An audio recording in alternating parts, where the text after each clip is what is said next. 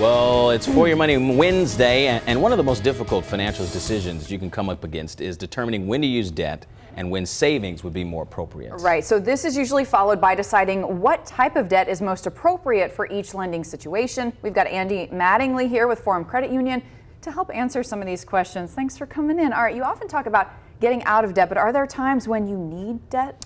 Yeah, unfortunately, as we live our life, there are times that we're going to have to go into debt to get the things that we need, to be able to do it. So it's just important to be smart with the debt that you take on.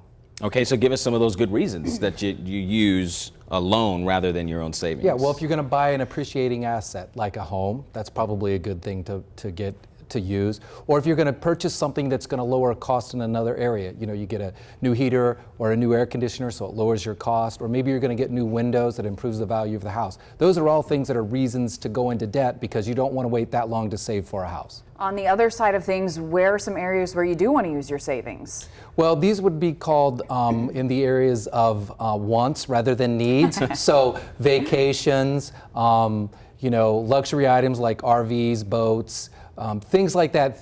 Those are things that you should really save for instead of using debt. So one question is, should you always have cash on hand even when you're financing an item?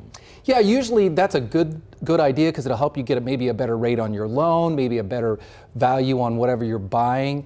But then also if you're saving a little bit along to get to that down payment, it lets you know if you can really afford that loan or not because you're kind of practicing before you have to do it. And what are some of the important criteria when deciding what type of loan you want to use depending on the situation?